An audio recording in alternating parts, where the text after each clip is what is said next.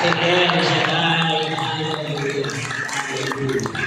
At sa langit, wala na doon tayo gagawin, wala nang mamalansa, walang maglalaba, wala nang maniningil ng meral, ulo-ulo, nawasa. Sa langit, wala tayong gagawin doon sa yawan, palakpakan, si El Shaddai. Hallelujah.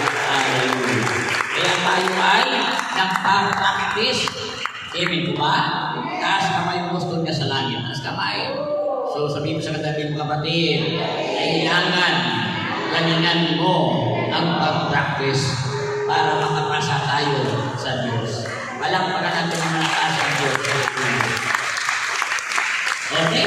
Pwede nang umupo mga kapatid ko. Yan. Magandang hapon sa inyong lahat mga minamahal ko kapatid sa Panginoon. Ako'y nagpapasalamat sa Diyos sapat muli ako nakabalik dito sa inyo. At salamat sa Diyos sapagkat lumitaw din ang araw sa araw na ito, mga kapatid ko. Alam niyo, mula ng Martes, sumakit ang aking binti kabilaan dahil sa sugod ng baha, mga kapatid ko. Ang matindi karanasan ko na sa San Mateo noong kahapon, isang araw, pagdating doon, baha at kansilado ang gawain. Sana doon ako kansilado ang gawain. So, sinuong kong baha at may baha rin dyan sa amin sa Olivares, Parañaque. So, medyo masakit ang binti ko. Bakit kalalakan sa baha? Alam niyo baha kasi meron mo lakaran. Bakit kinukontra ang tubig? Kasi pag di mo kontra ng tubig, maaanod ka mga kapatid ko. So, mapuwersa ka. Sanay naman ako sa lakaran. Kailang pagbaha, medyo ibalan talaga. Bakit? Una, nag-umailan na tayo.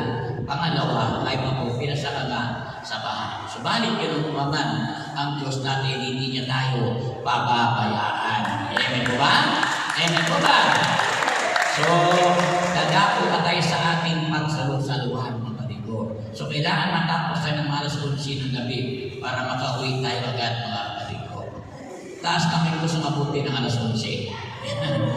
Masuspindi tayo. Hindi, 10 minutes lang ang mensahe. Kuliksiyang ko lang para makauwi tayo lahat. Okay, dadako na tayo sa ating pagsalusaluhan. May pelikula si Nora Honor noon. Ano ang pangagat? Walang himala.